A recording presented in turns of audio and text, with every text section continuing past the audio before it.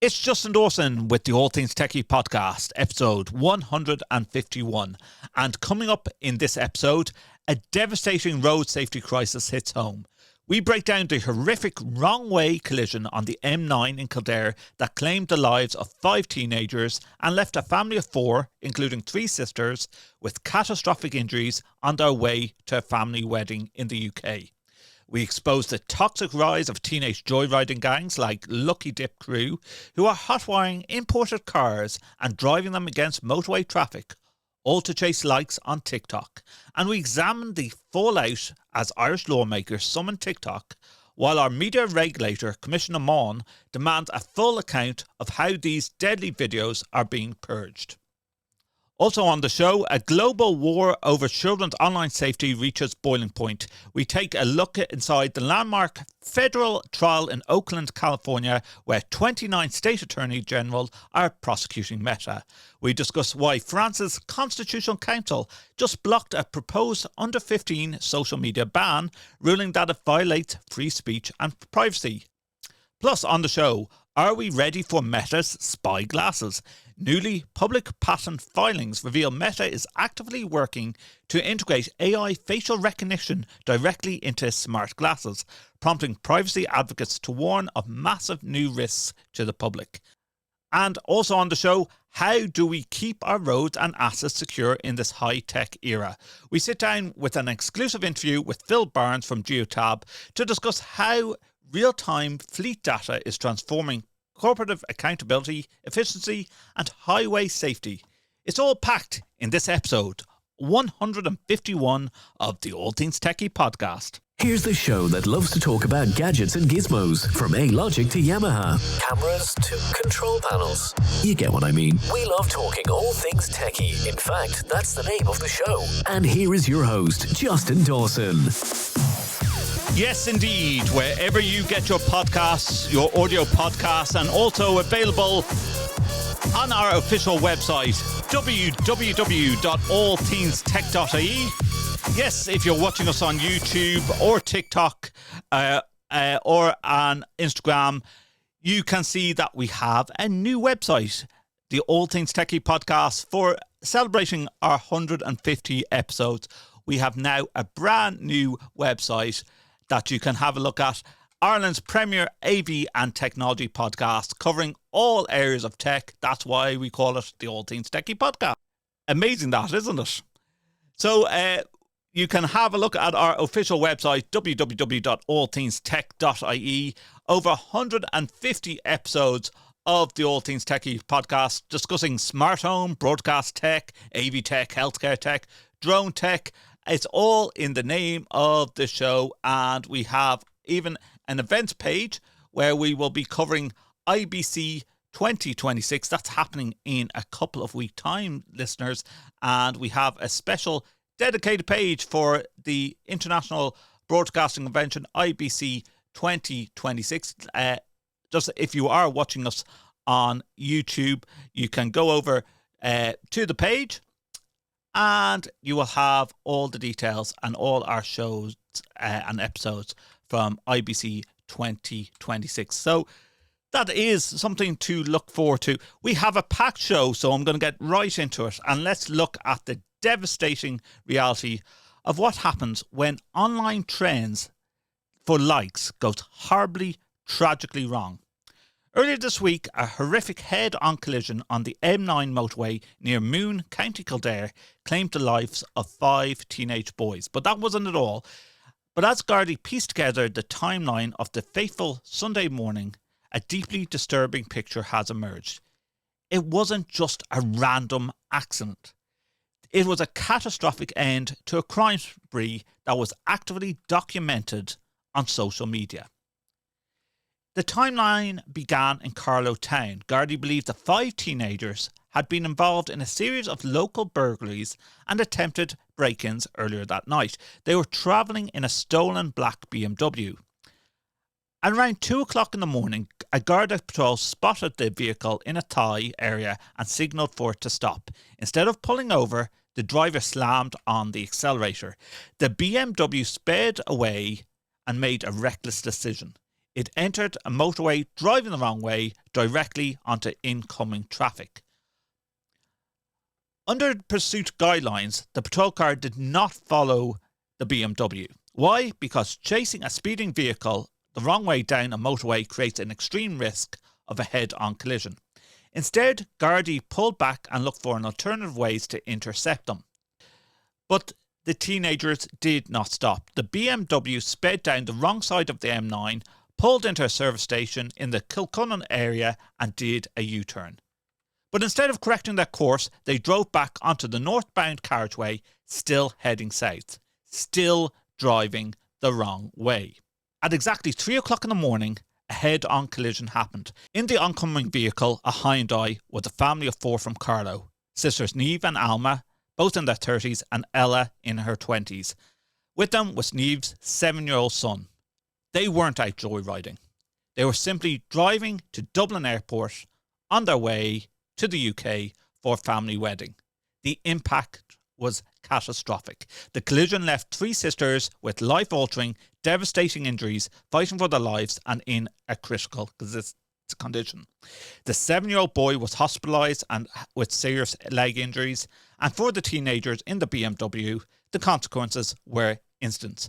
4 of the teenage boys died on impact, but in a chilling detail, the scene was so destructive that emergency services did not discover the body of the 5th teenage boy until several hours after the crash. The wreckage was so severe that investigators are relying on DNA testing to formally identify the victims.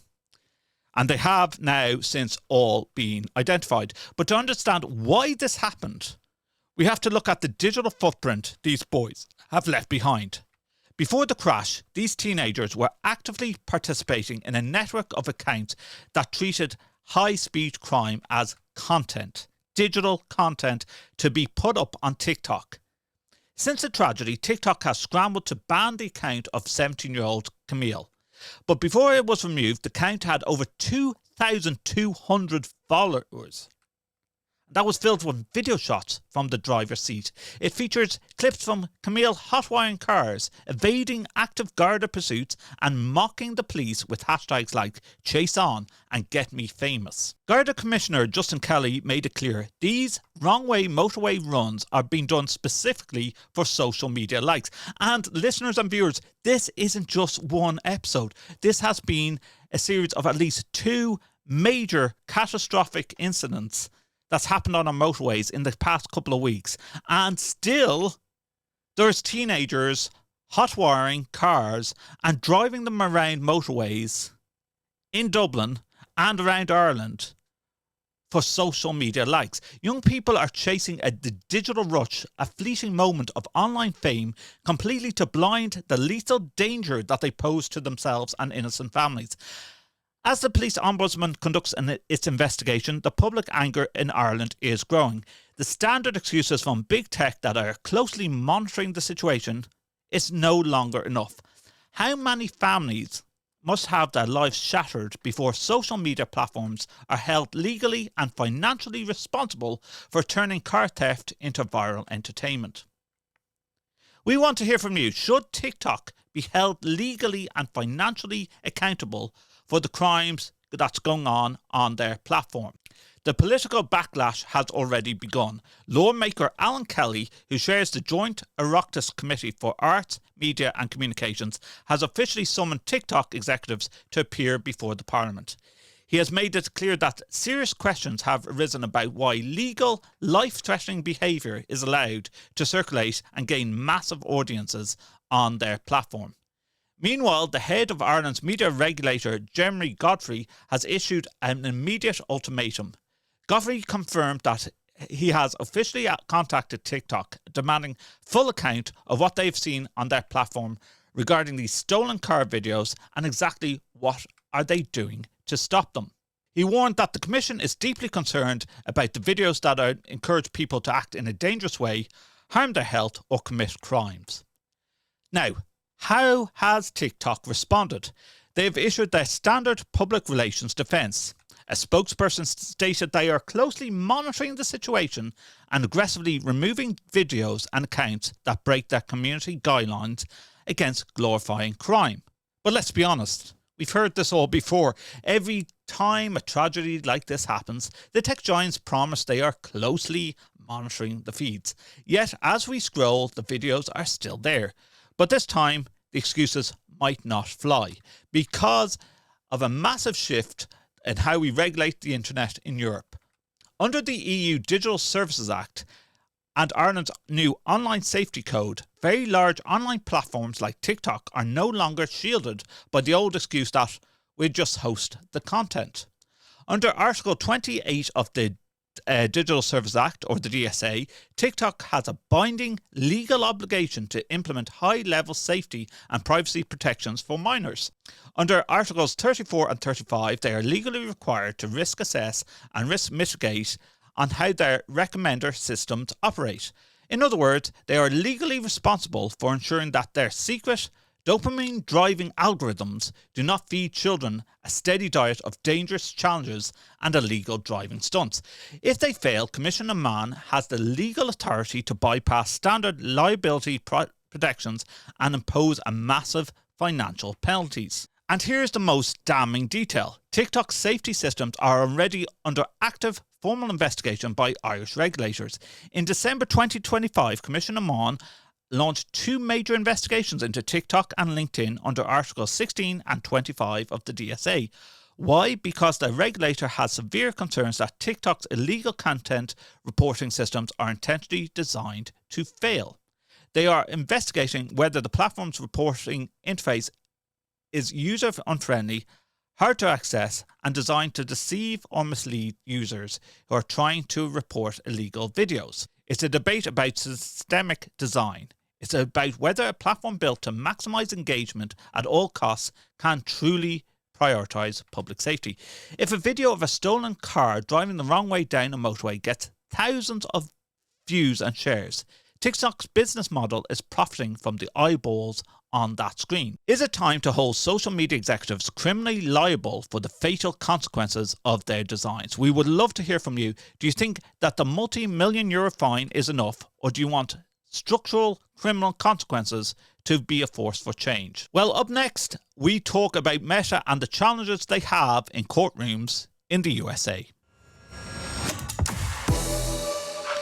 It's a story of wealth and power and the fundamental design of the digital ecosystems that govern our daily lives. Right now, in a federal courtroom in Oakland, California, the tech giant Meta Platforms is defending itself on what's been called the largest consumer protection lawsuit in American history. This isn't just another slap on the wrist fine. It's a legal battle that pits Mark Zuckerberg's $1.4 trillion empire against a bipartisan coalition of 29 US states. And what is the stakes? They are absolutely astronomical. Collectively, the states are seeking up to $200 billion in civil penalties, equivalent to Meta's entire annual revenue. But under the strict statutory math of law, the theoretical maximum penalty could reach a mind-boggling $1.4 trillion. That's a hell of a lot of money. To put that in perspective, that's roughly equal to the entire market capitalization of Meta on Wall Street. Legal scholars and industry analysts are calling this the big tech's big tobacco moment. Think back to the 1990s when the major cigarette manufacturers stood before Congress and swore under oath that nicotine wasn't addictive. They denied they targeted kids, even as their cartoon mascots lined billboard after billboard. Eventually, those denials collapsed, leading to a historical $200 billion master settlement agreement in 1998, which forever changed how cigarettes were marketed. Kentucky Attorney General Russell Coleman has laid out the exact blueprint. He stated, "We did it with tobacco settlements in the 1990s, we did it with companies behind the opioid crisis, and we'll do it again with Meta. But how did we get here? And what are the secret documents that prosecutors are using to tear down Meta's public defence? Let's unpack the evidence." During opening statements, California Deputy Attorney General Megan O'Neill summarised Meta's entire business model in 4 damning words: hold, hook, harvest and hide. O'Neill argued that Meta did not just build a communication tool, they designed a psychological trap. The state argued that when consumers transitioned from desktop computers to smartphones about 15 years ago, Silicon Valley panicked. And they asked themselves, how do we keep growing advertising revenue on these tiny 3-inch screens?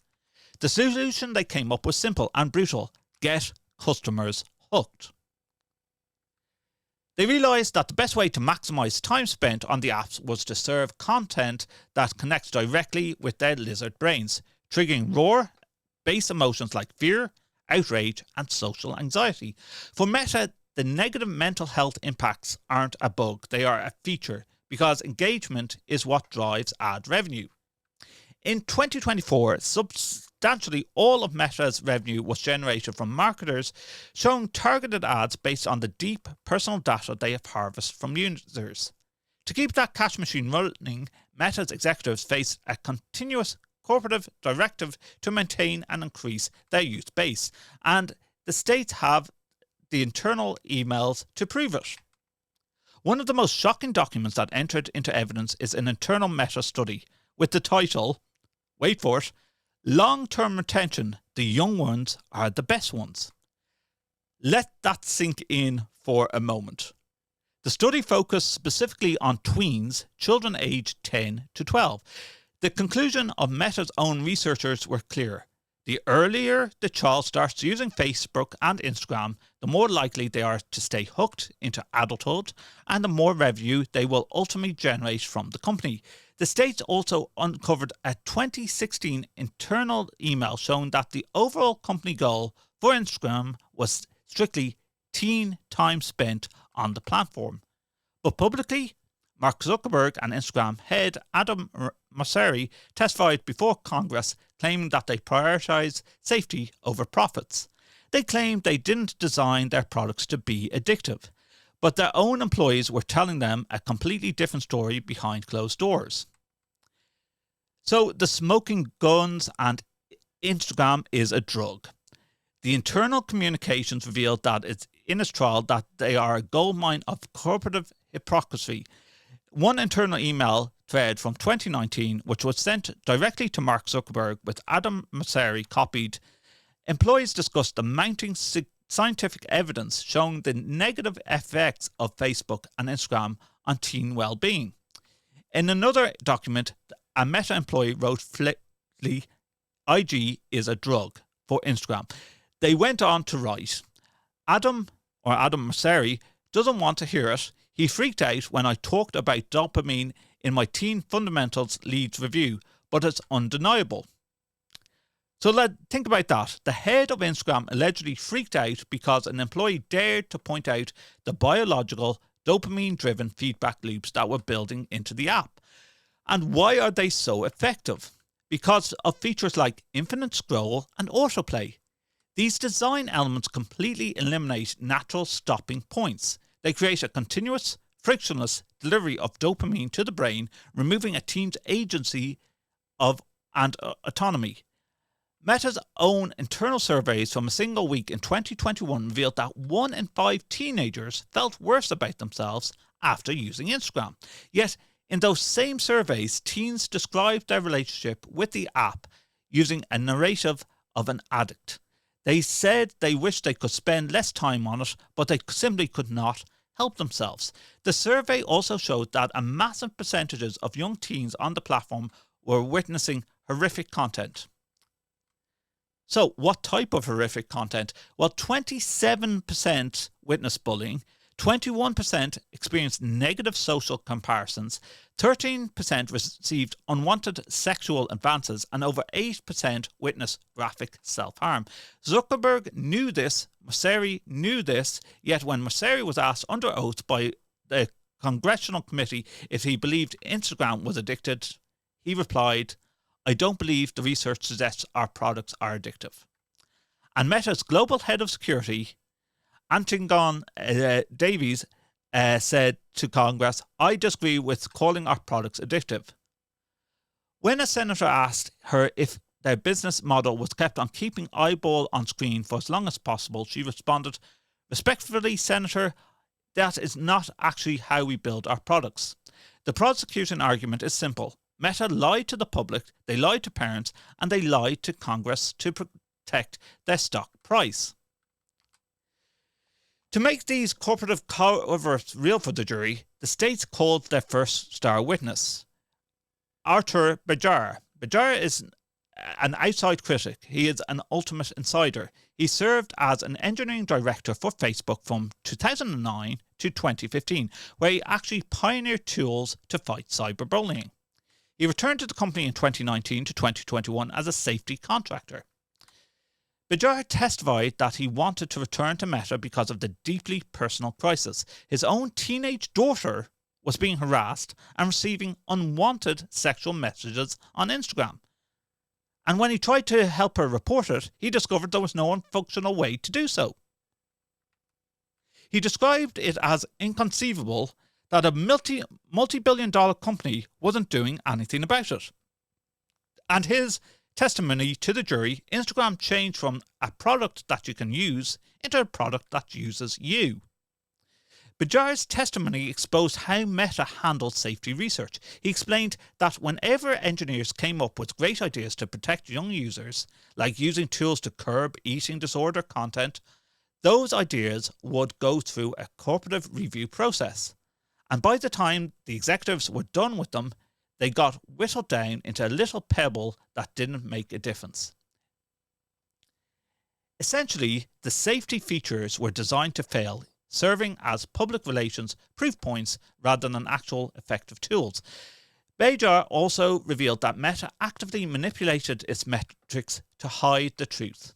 Instead of measuring actual harm experienced by users, they reported on the violations of policy, which dramatically undercounted the real-world impact. He testified that during his second stint, Meta banned the word addiction internally.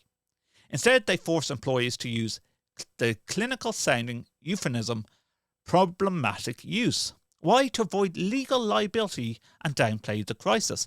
But as Bejar noticed, changing the label didn't change the biological reality of what these kids were experiencing. So, the danger and the legal danger for Meta goes even deeper than consumer deception. It involves the Children's Online Privacy Protection Act, or COPPA, C-O-P-P-A.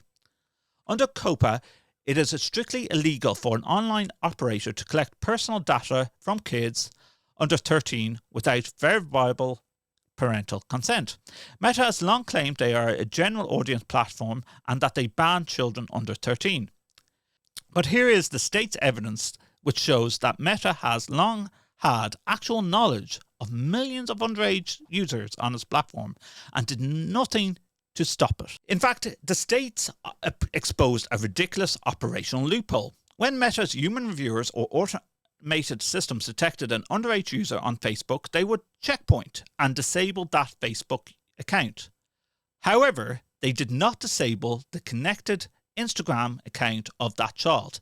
They left the Instagram profile of the child wide open, continuing to harvest that child's data and serve them targeted ads. Why? Because cross-enforcing underage bans across the apps would hurt the user growth metrics. Internal memos from 2020 show employees warning executives about this exact risk, writing, "We have deprioritized under 13 enforcement because COPPA compliance is at risk when we sit on knowledge of under 13s. It incentivizes not knowing." In other words, Meta choose willful blindness as a business strategy. Now, what is Meta's defense? Their lead attorney, Paul Schmitz of Covington and Burling, argued that the state attorney generals are cherry-picking quotes and studies out of context. Schmitz told the jury that social media is an industry-wide challenge and Meta has been clear in use safety. He pointed to the fact that Meta has developed over 30 safety tools since 2018, including take-a-break reminders, quiet mode, parental supervision tools, and teen accounts. He argued that Meta has disabled more than 1 million accounts of children under 13, proving they are acting in good faith to police platforms.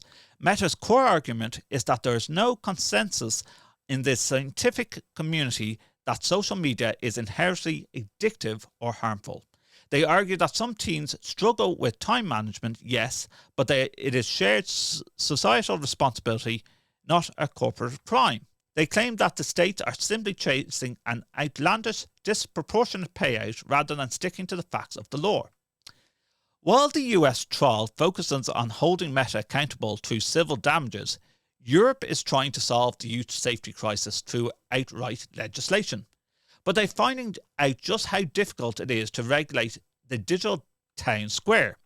Just days ago, on Friday, August the 14th, France's highest court, the Constitutional Council, dealt a massive setback to President Emmanuel Macron.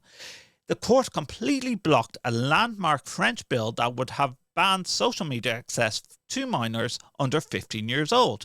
The bill would have forced platforms to close existing underage accounts and use strict, privacy-approved age verification systems. But the Constitutional Council ruled that the ban was unconstitutional. They stated that disproportionately infringed upon the freedom of expression and communication, and failed to provide the necessary legal safeguards to protect private life. In other words, you cannot protect children by destroying the privacy and free speech rights of the entire population. Macron has since ordered his Prime Minister to completely rewrite the legislation, but the French defeat highlights a massive global gridlock. If governments cannot pass bans because they violate human rights, and if tech platforms refuse to change their designs because it hurts their profits, how do we break the cycle? The answer might lie in the unique legal strategy of this US trial. Historically, social media giants have been shielded from lawsuits by Section 230 of the Communications Decency Act. In Section 230, it says that platforms are not liable for the harmful things users post on their sites. So, if a teen sees dangerous challenge uploaded by another user, the platform is legally protected. But in this trial, the state's attorney generals are taking a completely different path. They are not suing Meta over third-party content. They are suing Meta over its problematic, addictive design. They are arguing that in the infinite scroll, the personalized recommended algorithms, and the constant push notifications are corporate products designed, manufactured, and owned by Meta. And if a product's design is inherently defective and causes foreseeable harm to children, the manufacturer must be held liable. This is a massive shift in tech litigation. If Judge Yvonne Gonzalez Rogers rules against Meta, it won't be just a financial hit. It could force the company to permanently disable infinite scroll, turn off algorithmic recommendations for minors, and provide chronological feeds by default. It could literally mean the end of social media as we know it. So to conclude, and I know this has been a long segment of this episode 151 of the All Things Techie podcast, the trial is expected to last for another 5 weeks. Mark Zuckerberg himself is expected to take a stand. And we will be right there covering this legal case in future episodes of the All Things Techie podcast. So let us know in the comments, do you think social media design could be regulated like a physical product? Or do you agree with Meta that youth safety is ultimately a parent's responsibility? Stay with us, because after the break we are switching from digital data to physical resources, looking at the fierce battle over Ireland's water supply and why our local data centres are in the absolute centre of the storm. All coming up on the All Things Techie podcast, episode 151. Welcome back to the All Things Techie podcast. You can view our website at www.allthingstech.ie. If you're watching us on YouTube or on any of our social media platforms and watching the video of this podcast, you can see that IBC is coming up on the 11th to 14th of September 2026 in the Rye, and we will have an official page, allthingstech.ie/IBC 2026, and we'll have all our shows from Amsterdam and the Rye on that page as well. Or you can visit our official website, www.allthingstech.ie. Now, let's talk about water, H2O. And probably I should have had a drink of water while doing this show. But if you live in Ireland, you remember, as of recent, a grueling 6-week domestic hosepipe ban following our summer heatwave. For over a month, families were told to get their lawns turned brown, keep the showers short and stop washing their cars. And yet, as everyday citizens, we are pinching pennies and conserving every drop as a massive national debate erupted over what is happening behind the high security fences of our industrial parks. Newly released figures shows that Irish data centres consumed almost 1 billion litres of water last year. To put that in perspective, that is equivalent to the annual water usage of 8,000 to 10,000 Irish homes. Now, the tech lobby, including the Data Centre Coalition, will tell you that data centres are incredibly efficient water users. They claim that 90% of the year they rely on eco-friendly air cooling. But here's the catch. When a heat wave hits and the outside temperature spikes, air cooling fails. The facilities are forced to switch over to water-cooled evaporative towers to prevent their high-density AI chips from melting. In other words, these massive server warehouses guzzle millions of litres of water exactly when our domestic supply is under the greatest stress. And this isn't just about water. It's a dual resource squeeze. By 2027, data centres are projected to consume a staggering 23% of Ireland's entire electricity grid. By 2020, they are expected to devour 8.6 terawatt hours of the grid power, equivalent to 2 million homes. It has gotten so severe that the government had to place a temporary halt on approving data centre grid connections in affected regions. But if you think Ireland is tough, take a look at the global scale of this digital land grab. By the end of 2024, there were 1,136 Operation Hyperscale data centres in the world, a number that doubled in just 5 years. The US alone hosts 54% of that capacity, dominated by the big three, which are Amazon, Microsoft and Google, surprisingly enough. In 2024, global data centre energy consumption reached a mind-boggling 620 terawatt hours. And with the generative AI boom accelerating, hyperscale capacity is projected to triple in the next 5 to 6 years. In the US, an AI-powered demand is expected to triple by 2028, only 2 years' time, consuming 300 terawatt hours of energy, enough to power 28 million American homes. And to cool those US servers, it will require up to 720 billion gallons of water annually. That's a hell of a lot of water. That is over 1 million Olympic-size swimming pools. Because of the staggering resource of footprint, rural communities are rising up.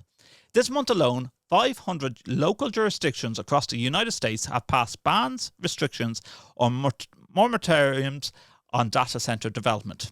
Even in New York, Governor Kathy Hochul signed a statewide moratorium on the projects larger than 50 megawatts.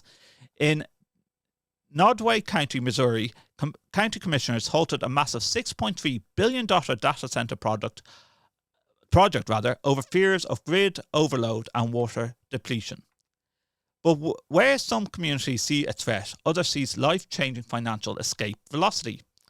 In another county in Atherton, Missouri, just 40 miles from that block project, the former Missouri Farm Bureau president, Blake Hurst, watched his county's population shrink by 13% since 2010. He looked at the blocked project's promise of $1 billion in tax revenue and 130 jobs and decided to write an op-ed in the Wall Street Journal with the simple headline, "Developers, make me an offer." Hurst argues that projects don't disappear when they are blocked. They just move to willing neighbours, taking the tax base with them. And the numbers being thrown around are absolutely eye-watering. I know, I'm talking about water and eye-watering and everything. In Luzerne County, Pennsylvania, a developer paid $586 million to buy up 1,700 acres of farmland from 96 families. That's Massive.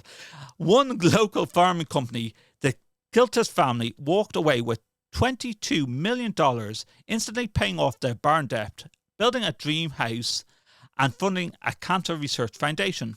Down in Texas, a group of families was offered $80 million for 800 acres, 14 times its appraised value.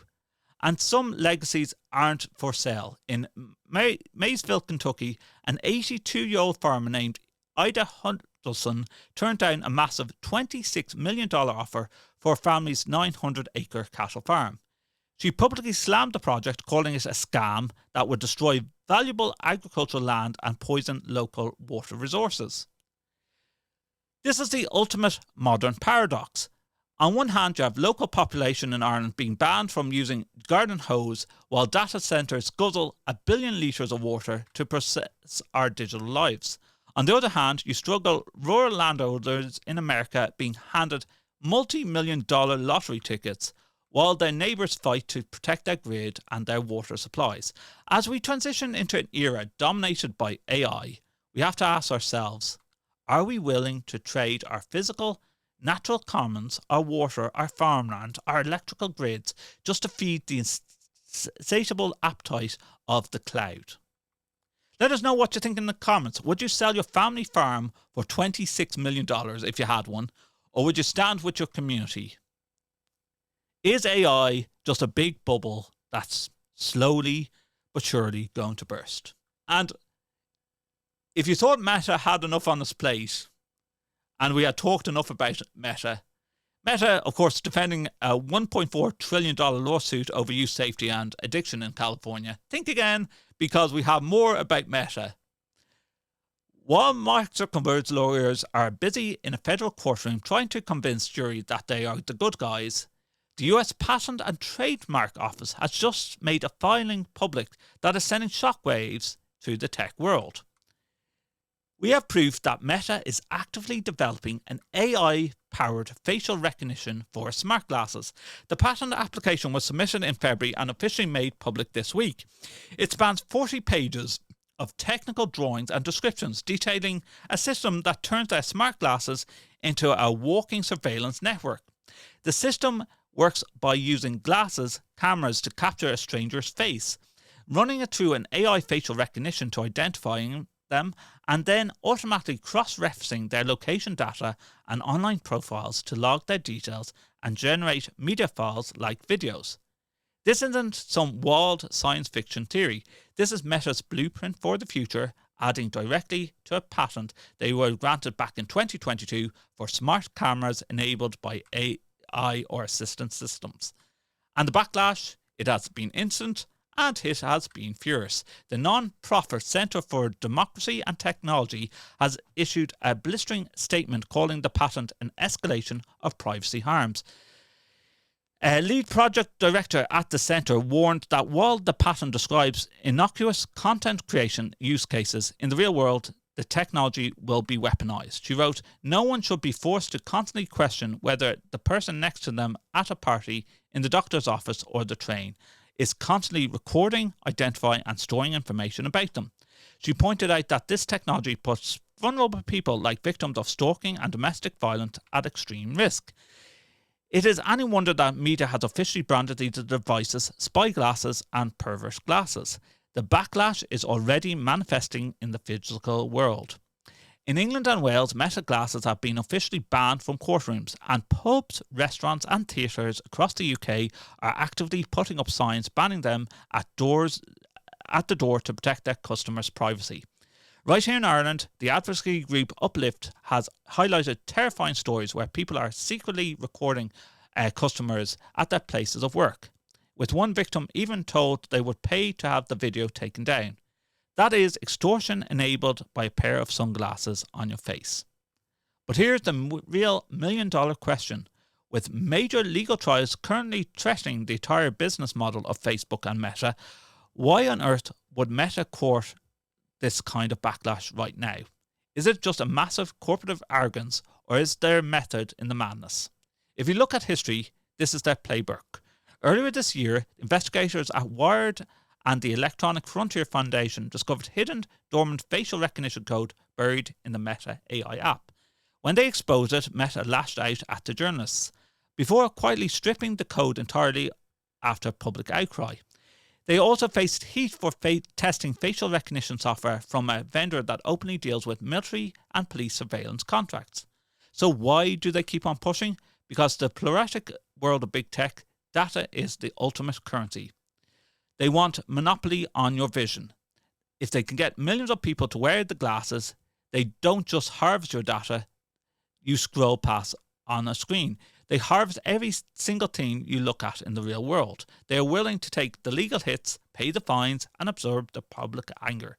Because the long-term payoff of owning a real-time biometrics map of humanity is simply too profitable to pass up. Now, you've waited around for our guest today. We are sitting down with Phil Barnes from Geotab, a company that uses real-time telematics and vehicle data to protect drivers, secure corporate fleets, and make our highways safer without invading your personal life. I sat down with Phil earlier in the week and asked him to explain his background with Geotab. Yeah, nice to meet you, Justin. Many thanks. Yes, it's seems a while since we met at the Dublin Tech Summit on a very warm day, as he said, and we've been very fortunate to carry that through the summer. So yeah, my name is Phil Barnes. I'm the Business Development Manager for Europe for EMEA, also it covers Middle East and Africa, for Geotab. And Geotab are the leading commercial telematics provider across the globe. Mm-hmm. We connect to just over 6 million vehicles currently. We're adding around 40,000 vehicles every single month. So you know, there's big growth there. And what Geotab does is basically extracts data from your asset, your vehicle, your car, your HGV, your coach, whatever your asset is, and then provides you with a tool, a software platform to enable you to basically measure and manage that data in a way that's formal for your business, essentially. Well, let's demystify and break down the word telematics, because a couple of our listeners and viewers might go, "What? Tell you what?" So yeah. So telematics is been evolving for many years. It started a long time ago, back in the 80s and early 90s, and it's become a much more readily available piece. And people would be very familiar with things particularly in their smartphones nowadays, where things are tracking everything that they do. And if we go back to early days, people talked about the word tracking. Now, granted, Geotab can enable the tracking piece and see where is Justin and where is your vehicle and so on.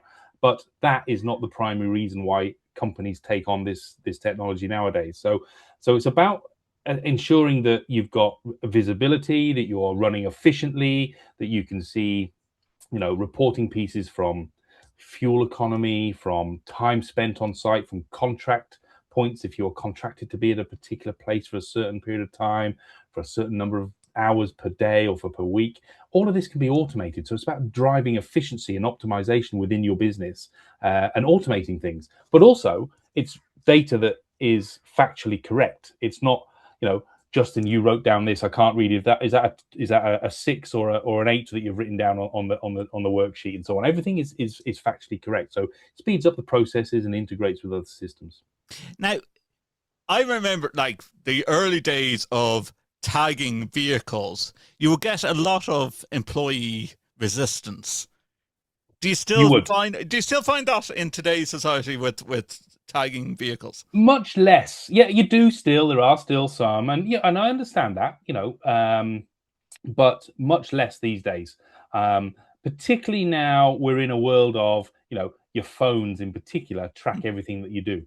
You only have to be, you could be down, in the supermarket, down the pub, wherever you are, talking to your partner, your friend, or whatever, and suddenly, a day later, you're getting adverts on your smartphone relating to things that you were talking about. Absolutely. We've talked about this a lot on the podcast, where people are going, how does this work? How do people know what you've been doing or what you've been seeing? Absolutely. So that whole ethos and mindset of people has changed significantly. It's kind of an accepted piece. Now, it has to be accepted within the rules and within the criteria that are both safe and obviously a right for both, HR purposes and so on and so forth. So with the correct policies, and obviously Geotab is an extremely customizable piece of software that allows you to basically you could have multiple different aspects within your business having different results from the same unit. So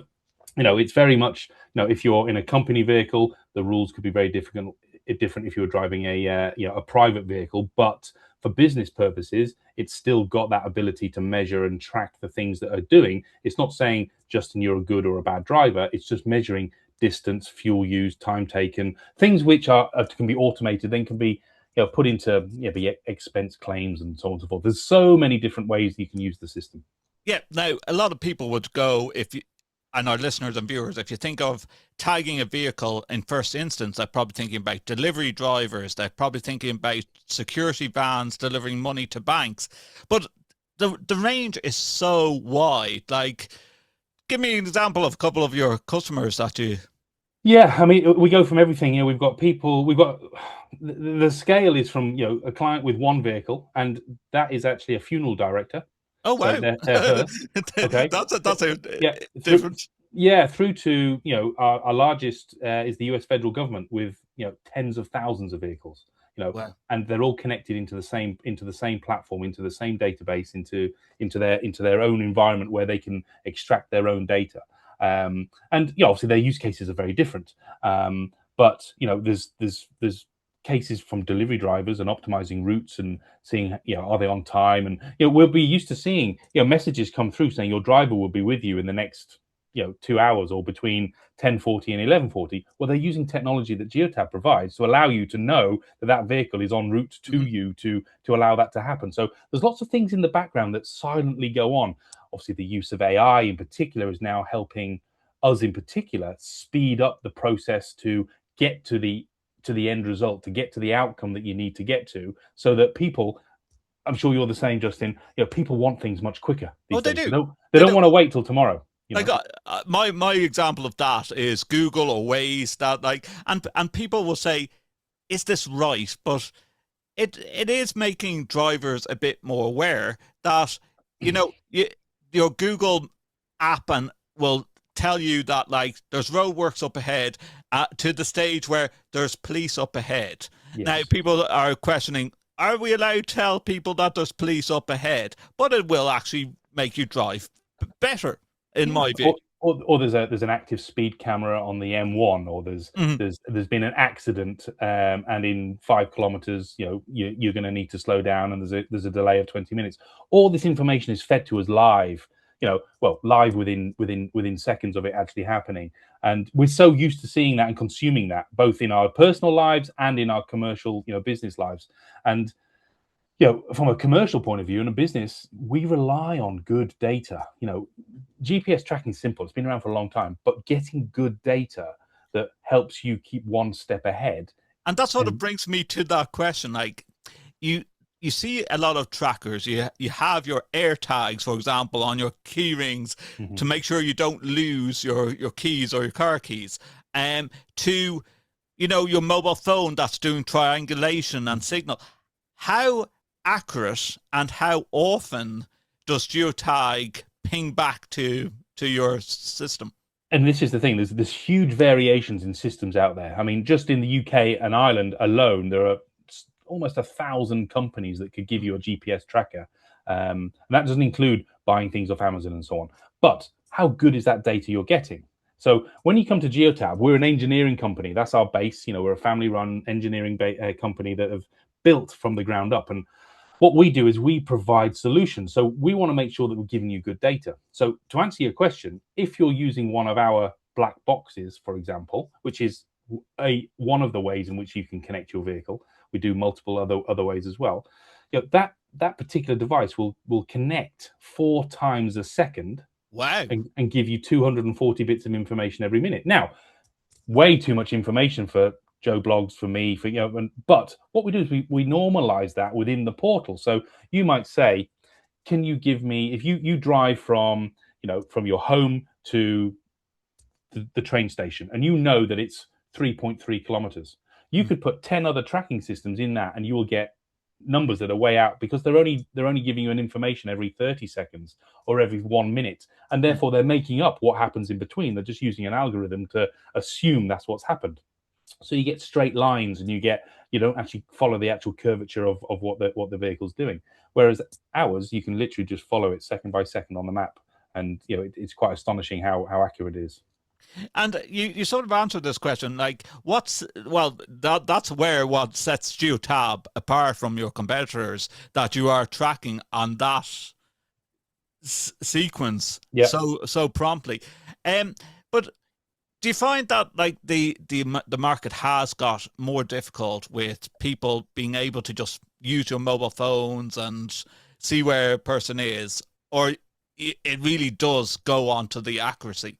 Yeah, from a commercial point of view, mobile phones, you turn off a mobile phone, you've lost your tracking, you've lost your signal, right? So you're out in a company vehicle and you turn off a mobile phone, you've lost all of your ability. Now, we provide within our system the ability to obviously give additional privacy to, out of hours. We align it to the company's policy. This isn't a off the shelf, this is what you got to have. So let's take an example that you're allowed to use your vehicle outside of working hours, but you are limited to, I make up the number, 100 kilometers a week. Okay, so you can take the kids to the local GAA, you can go to the supermarket, you can pick up your stuff in Woodies, you can do your few bits like that. But anything over that, we want to know about it. So you can set the system to report to say, Justin has done this amount of mileage in his working hours. He did 1,200 kilometers in Monday to Friday in his working hours, and he did 96 outside, or he did 406 outside. And if he did 406 outside, you can say, well, that additional 306 over the 100, you're now going to have to pay for it. Yes. All of that's automated. I can see how this is very beneficial to an employer, but I can see that like employees might go, well, like I'm feeling a bit uncomfortable, but if you have that ability to turn it on and off, does it measure like speed of a vehicle and, whether a driver is driving competent? Yep.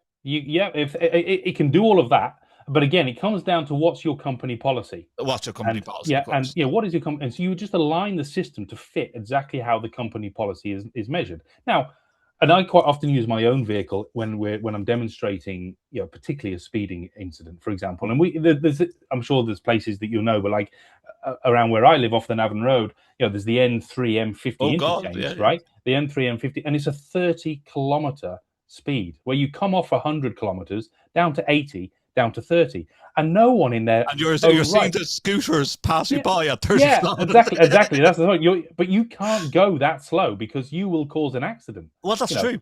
But so you'll and the other one is a real life example. A client of ours who's they're based in Kildare, but they travel the entire nation. The M1 tolls, and not just the M1 tolls on the M4, but particularly the M1 tolls, where when you leave the toll booth, it's an 60 kilometer, then an 80 kilometer, then 120.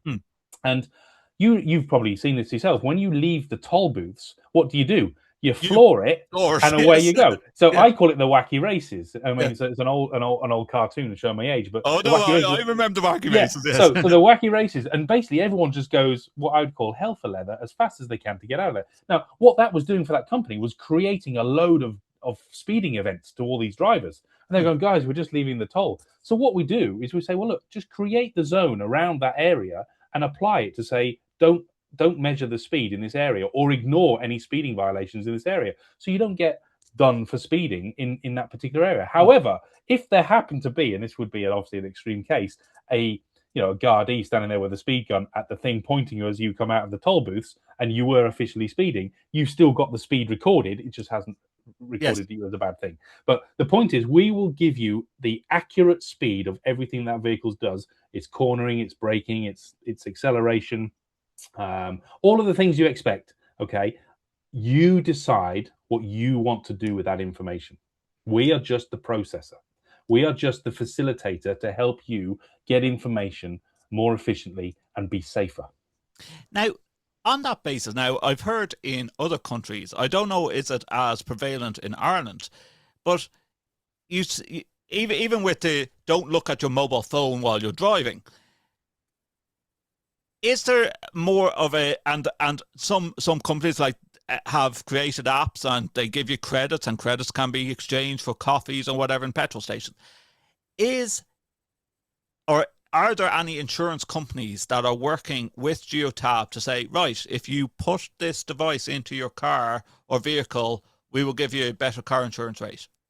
Absolutely. So it's a slightly different sector because that's what we call, the insurance sector for your sort of drive-by miles.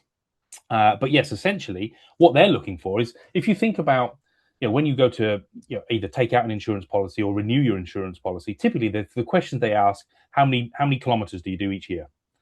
Do you drive for business? Do it's those sort of they're looking they're basing information on quite old models of risk. So if you do 10,000 kilometers, are you less risky than if you do 100,000? Well, statistically, you're more likely to have an accident doing 100,000 than you are in 10.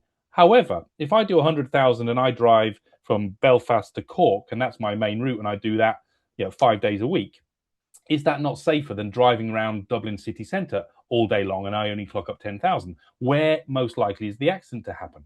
So that's a very good and very good analysis and statistics. Like I would say if I was driving in the city centre of town, which I absolutely hate and avoid like the plague, there's a more chance that I'm going to have a collision with someone something, or someone's going to have a collision with you. And this is the thing; it's not just you. So the insurance companies look at this and they're using old models. So when you take and put in a Geotab piece of it doesn't have to be the hardware. We can connect directly to you've heard the term connected vehicles. Yes. So a lot of the companies now with the newer vehicles, we just directly connect into the vehicle because the insurance companies don't need high levels of information. They just need to know, was there a speeding event? What are the hours of use of the vehicle? Because an insurer might say, if you can have a cheaper, because you're only 21, you can have a cheaper insurance if you don't drive after 10 p.m.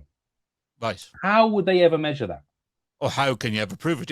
Yeah. So using the black box technology and using a Geotab system, you can set the rule to say let's just say it's at 10 past 10 till 6 a.m. in the morning. If there's that event, it will then create the events. And then the insurer can look at this and say, well, actually, Justin, you said you wouldn't drive after 10 and you've had 454 instances of that in the last 12 months. Yes. Therefore, you're not going to get your discount. Or they could say you've had 4 instances of that. I can see you've stuck to your plan. Thank you very much. Yeah, we can keep you on that cheaper rate. So we're giving them accuracy. And I'm not saying we don't lie, don't tell me wrong, but we'll always try and put something into a manual feed which is going to benefit us. But the reality is, driving around Dublin is a much more risky than driving from Belfast to Cork. Yeah, now you might be, and cars might be speeding, and we have seen a lot of accidents in the past couple of weeks. That's happened. But tragic ones, yeah. But I think with the amount of congestion in a city centre of and one-way traffic and bicycles and everything and bike lanes, it's even with a slower speed, there's a higher risk of a collision. 100%. And the road, I've been here 21 years in Ireland, and I've seen the same road network get thinner and thinner and thinner because they've put a bus lane in, they put a cycle lane in, and the cars are now squeezed into either or squeezed out of actually being able to use the roads in which they were originally designed for. We have some very interesting road designs going on around the Fingal County Council area, as you're well aware. Indeed, and we've done some study on the M50 in particular because obviously it's probably the most famous road in Ireland, or car park as most people call it. And if we take January 25 to January 26, the speed of the traffic on there has slowed, and the time it takes to get from one side to the other is now 8 minutes slower than it was last year.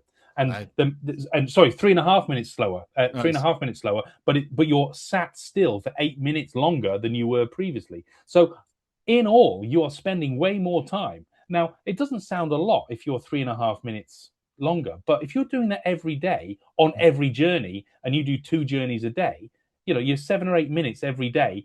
That's on a standard day. Then you've got obviously the days where you get a breakdown or a tire blowout or an accident or something, and that's carnage. But that's part and parcel of it. But the general gist is there is no movement of the vehicles into other areas because there are no alternatives. The plans where they say, oh, we're going to put up the tolls because we want to reduce congestion. Mm-hmm. Does it reduce congestion? No. What it does is it puts money into the coffers, and we still have to pay it. And yes. I think when you look at businesses, particularly those that are coming from the south and the Midlands and having to come up towards Dublin and go beyond Dublin into the north, they have to come in onto the M50 and go around it because there is no alternative. They have to pay the toll, and it's I do question sometimes whether there are better alternatives for them to do. They can't put the stuff onto freight, for example. I can imagine that like your system will be also amazing for the likes of public transport because I live in North County Dublin where buses can be magically disappear off the time schedule, and then you have this with the bus drivers trying to keep to time with the buses. Like, do you work with some public transport as well? We do, we do. We're working with currently one in Northern Ireland that operate down here in the south as well, but like the Go Ahead group, which operate all the London buses and across there, and they've got about maybe 400 or 500 buses over here in Dublin.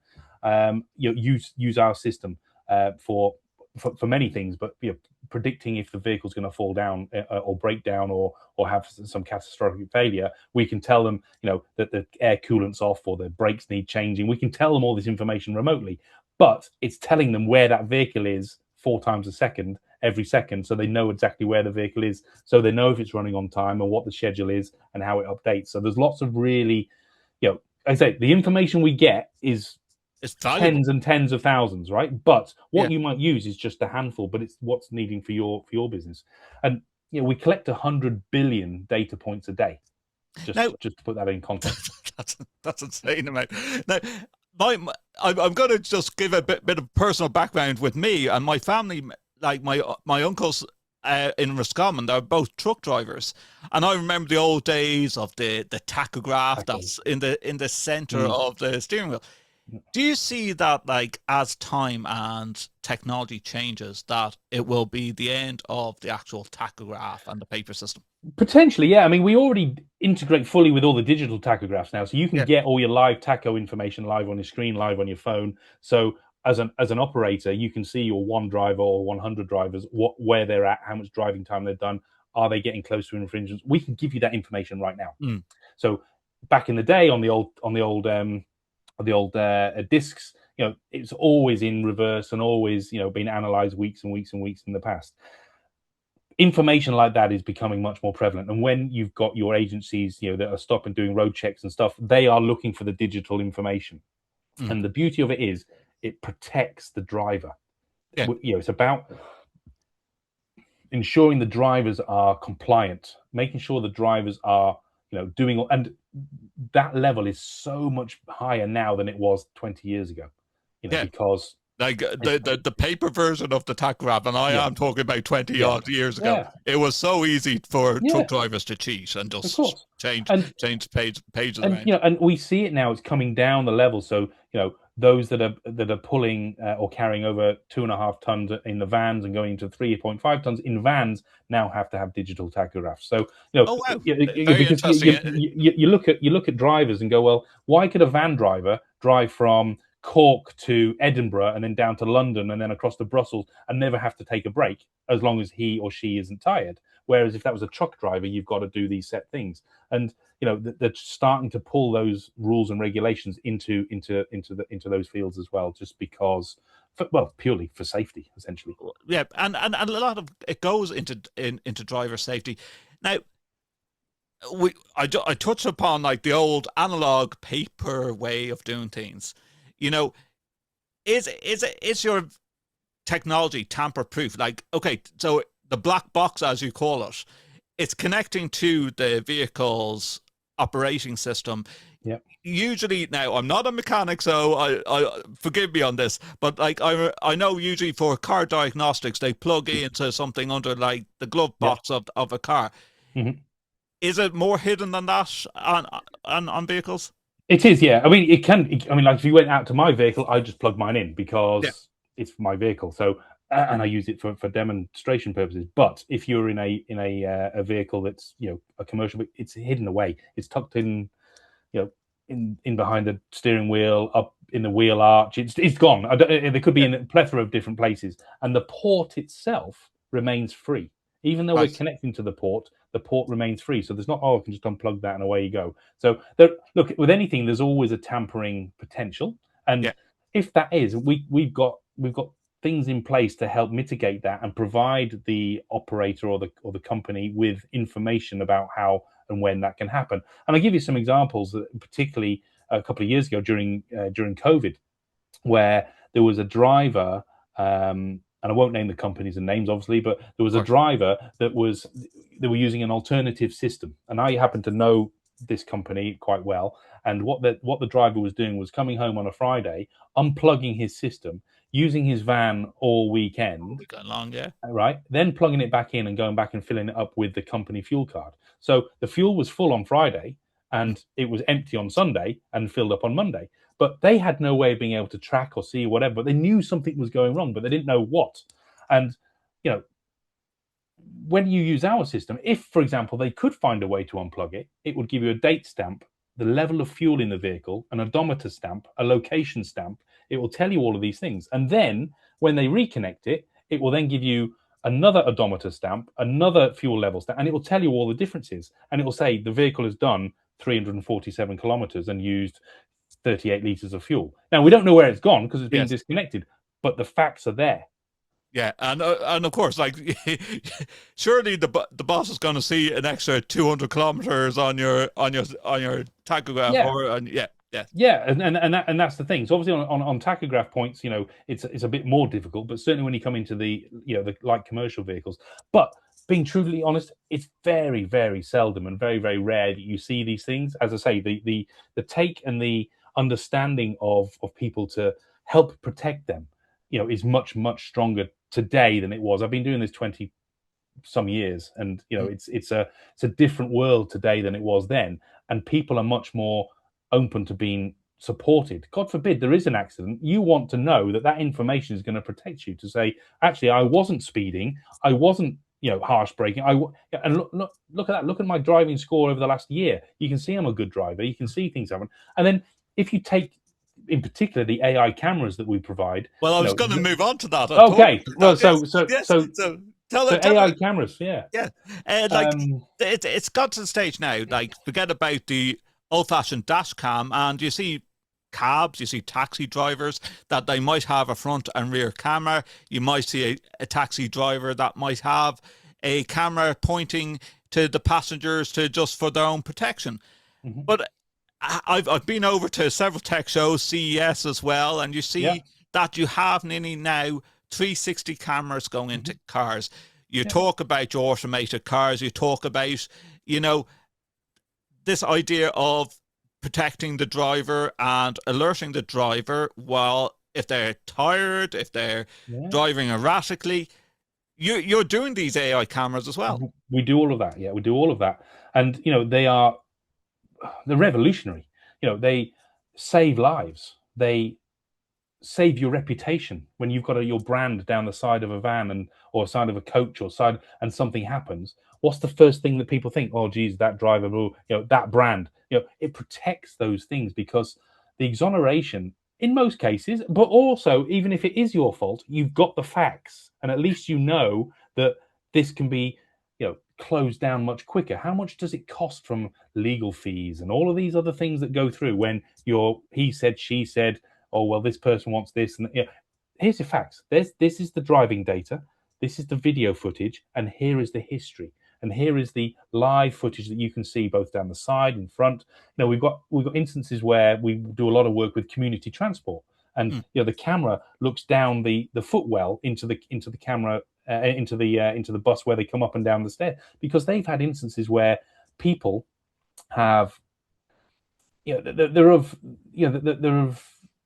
not what's the right word here, they're they've got some challenges, these people. Yes. Okay, and essentially what they have is I wouldn't say they've attacked the drivers, but they've gone for the drivers, and it's caused some challenge. Where a driver might have had his glasses knocked off and cut his face, where that's it's a reportable offence. Now the person, God love them, they're not well. They didn't do it, but if it happens, the camera picks all of that up, and that driver is exonerated from doing anything wrong, rather than, oh, he was shouting at me or something. It's all dissipated instantly. And the protection piece, and we did a survey about 7-8 months ago, and in that survey we asked 3,500 drivers, nice, would you like to have an AI camera in your vehicle and pointing in, so an in-cab one as well? And 95% of them said no. right? Okay. So we then asked them the next question. We said, if that camera exonerates you and saves your bacon, would you like that camera? And 96% of them said yes. Yeah. So that tells us it's a privacy versus protection kind of issue that they've got going on, and not maybe understanding. Now, let's go into, and it might be the similar answer, Phil, to earlier on, a company decision. Does it record audio if it's inside and facing? Again, that's a company decision. It can. Now we have a camera that has no audio whatsoever. Okay. So particularly when we're dealing with unions, with particularly in those sectors, be it public, of course, sectors, public and so on. sector, and, taxis, and whatever. And absolutely right. If that's what they want, we can deliver you that, where that hardware cannot record audio. However, we've also got a lot of ones where it can record audio, but I don't have the stats, but they're they're in the 80s, 90s, where they do not have audio switched on. Yeah, audio is predominantly switched off. It's not for the audio piece, it's for the capturing of the video. Now we've also got facilities within that to blur registrations, blur faces, blur children, blur it automatically does all of these things for you, so that, again, based on your company policy, and I can imagine, like, when you're using the likes of public transport and buses and so forth, you don't want to keep people's data like that, and correct, people asking the question, where's my data being stored, and so forth. Like, for those cameras, you're a step further on the fact that it's not just a simple dash cam SD card. This is similar to your geotag. It's taking the data and delivering it back to your servers. Correct. Yeah, it's all cloud based. Yeah. So the cameras process, it's called edge processing. It processes the data live on the camera and pushes it straight to the cloud, and you've got access to it a second later. Wow. Literally, it's and we have some devices where you have a live monitor in the cab. So for real time, for example, if you're turning left and you can't see down there, you can have it. So when you put your indicator on, the camera puts a live screen on there, so you can see left down the side of you. Again, there's so many different things you can apply it to. Point is, if you want to be the safest, the most efficient, the most comprehensive, the most compliant, all of these things, you have to put the right kit in. Now, if you want to go run a marathon, we're not going to get off our chairs now and go run a marathon. You have to put the work in. You have to go and get you have to put the right runners on, the right kit, the right health. You've got to put the right food in you. It's the same in technology. If you put in something that's cheap or cheaper, or it will do, will it actually do when you really need it and rely on it? Yes. Now, you see a lot more cars now that are building this stuff built in to the hardware. Now, I know that the more expensive cars, the Teslas of the world, the automated vehicles, the hybrids of the world. But, for example, and this is as close as I can give as a personal example, I had an incident while I was over in France. A car rear-ended me, a motor van rear-ended me. Luckily, no one was hurt. So with that, I got the car back to Dublin and got it repaired. But in the meantime, I was thinking, do I need to get a hired vehicle or whatever? And we were able, myself and my wife were able to manage with the kids during the summer and get the car repaired. But one of the days I had something important to go to, so I used one of the Go cars, for example. Oh yeah. And again, the similar type of geo tracking, where the fact is You can unlock the car from your mobile phone. It will measure how far you have gone in distance. And there was a lovely Qashqai, which I went, as soon as I got into it, I was like, wow, I want one of these. I drive a Dacia myself, Logan, just because I have kids as well, right? And need the big backup car.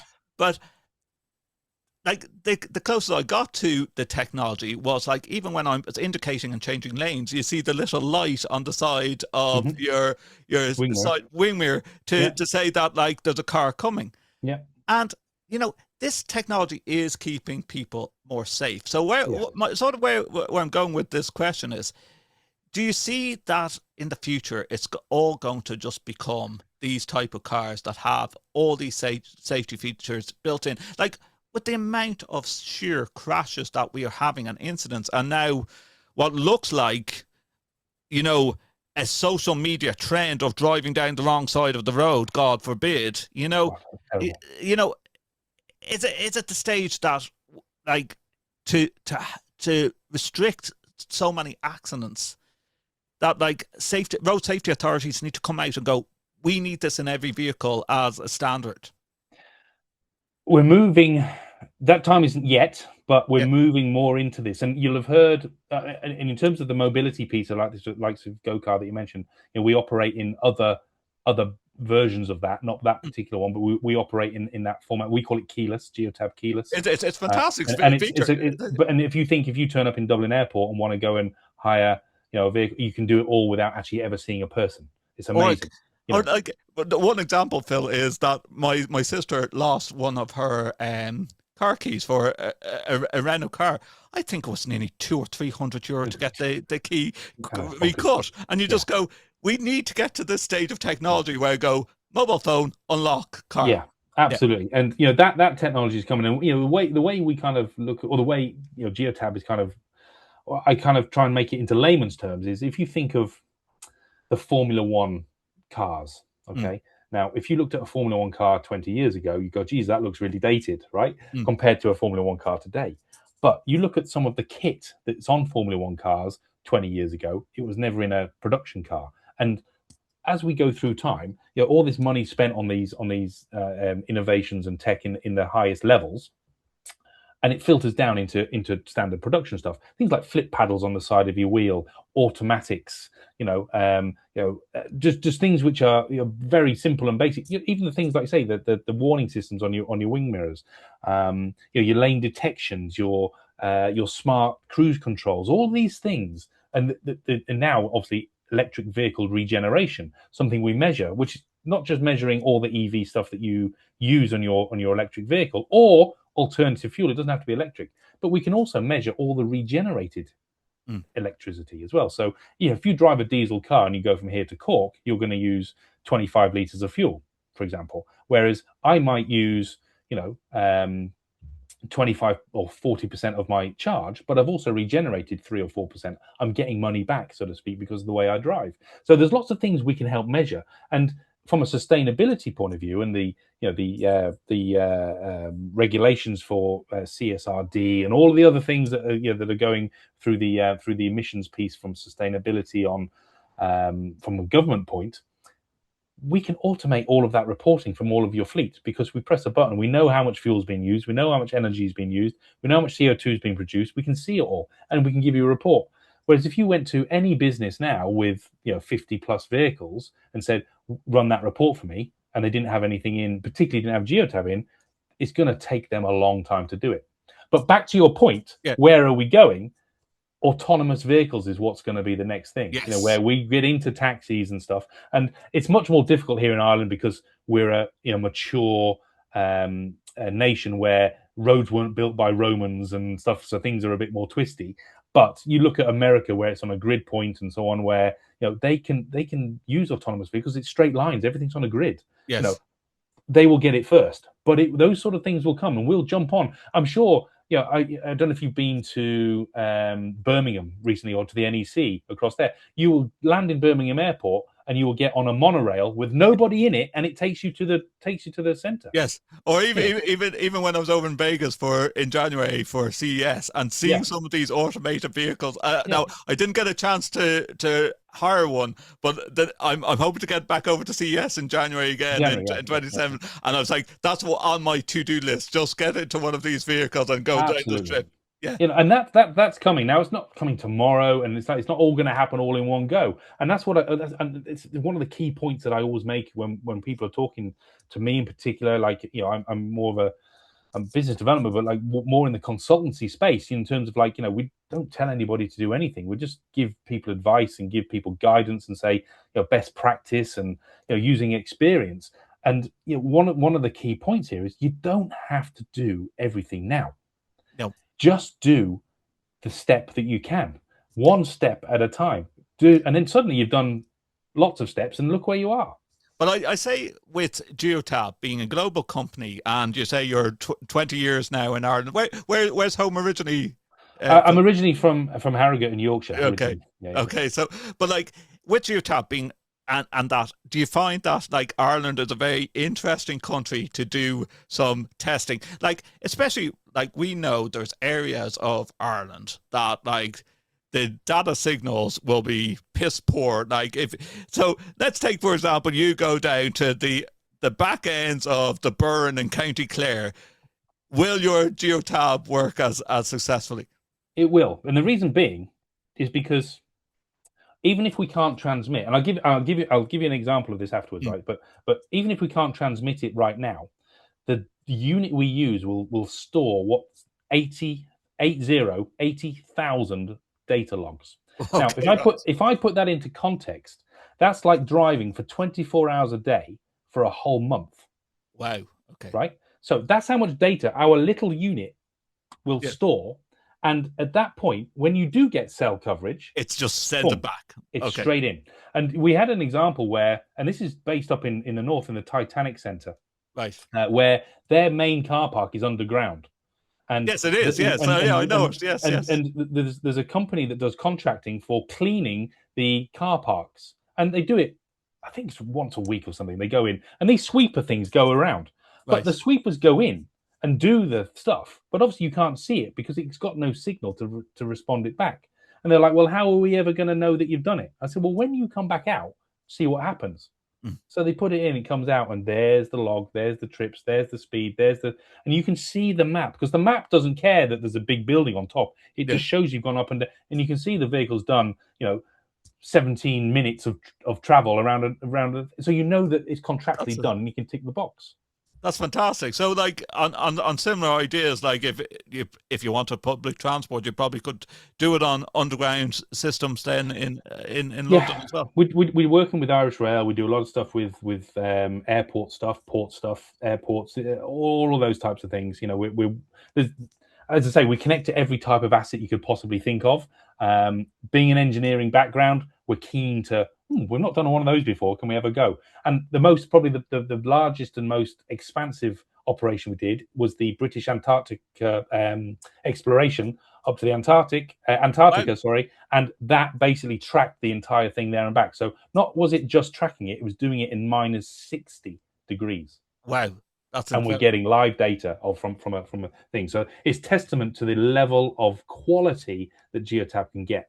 But like you say, it's we are proud to say that it's about data integrity, validation, and ensuring that what you get is absolutely correct, so that you can use that information to better serve what your objectives are. This is not our objective. We're just supplying you with information that's your information to help you process. Now, you probably have a set price on the hardware. As for the users, is it a license base, is it a software base? Yeah, so I mean, there's multiple ways in which it can be procured. Typically, the way we operate is we deliver this global technology locally. So we have local partners within Ireland that you would procure the license through. It's not about the user; it's about the connectivity. So it's about, take for example, I suppose the simplest way is how many mobile phones do you have, or Sky Sports, or there are others for Virgin Media and Premier Sports and so on. But you subscribe to the level of data you wish to get. So it's not cost per vehicle. It's you can do it. Yeah. So I mean, you can have a multiple threshold. So essentially, you could have a fleet of electric scooters, you could have electric bikes, you could have cars, minivans, HGVs, coaches, and you will have slightly different kit fitted to each. And you'll want slightly different information based on each. And your subscription will be based on what it is that you can get back. And if you think of your postal service and stuff, we've done a lot of work with those guys, helping them with lots of information around EV charging and mileage and distances and utilization of vehicles and all this kind of stuff. And they've got obviously the bigger the fleet, they've got a much wider range in terms of usability.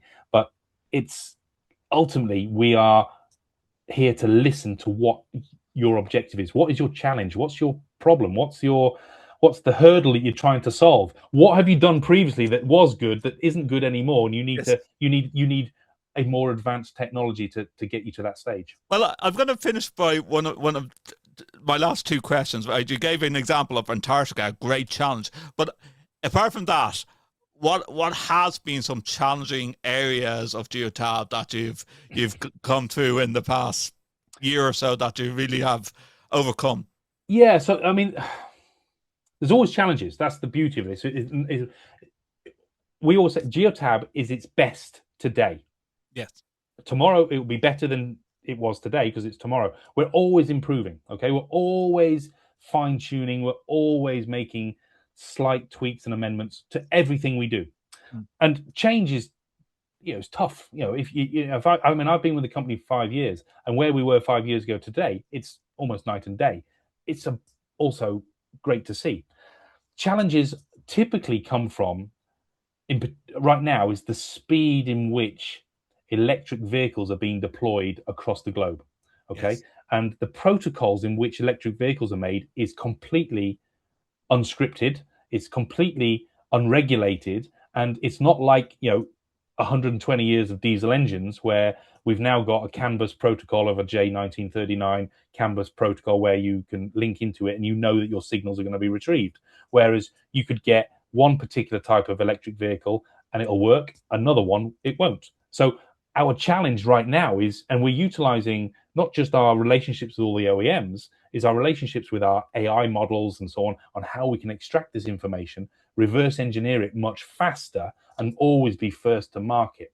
Because the number of new makes and models that are coming onto stream now is bigger and more advanced than ever in my lifetime. And I'd say that's also a challenge as well with new builds and new models of cars as well and electric. That you might get to a stage of them your or the whatever car company it is turning around and go, "That's nice, Phil, but we're going to try and do this ourselves." Mm-hmm. Yeah. The downside to that, and there are manufacturers, OEM companies that do their own systems. Yes. The problem is if you're in fleet and commercial, do you buy all from one brand? All the same brand, yeah. Because you could end up with a problem in that type of vehicle or whatever, and then you're a bit, stuck. So do you do that? Now, usually in any fleet of any size, typically there are 2, 3, 4, 5 brands. Yes. And therefore, you've got to connect to 4 or 5 different systems and have 4 or 5 different logins and have 4 or 5 different account managers and 4 or 5 different report setups. Bring it all into one. So why don't you just use Geotab, and we can connect all of that and give you a single source of truth. Yes. Just come to us. We'll do it for you. If people want to find out more about Geotab, where should they go, Phil? So the best place is our website, which is geotab.com/IE for Ireland. And that basically gives you all of the overview, high-level stuff. We've got huge amounts of white papers, case studies, really interesting blogs about all things tech, all things vehicles, all things about That's why they want to come onto this podcast exactly. as well. And I had to try and get that line in somewhere. But there's lots of really good information on there. And, and obviously you can always, there's plenty of contact us information, links on there where you can get in touch with us. I'm also on LinkedIn and lots of other places. You'll see us at all of the commercial events and stuff over the course of the rest of this year and into next. So, just look out for Geotab. Phil, it's been a pleasure talking to you. There's I really believe this is an area that we will come back to again as things progress, because, as you said, it is a very moving terrible pun there. Terrible. But fast moving. It's a fast-moving area of technology, and especially when it comes to safety and what we've seen in the past couple of weeks here in Ireland with accidents that's happening.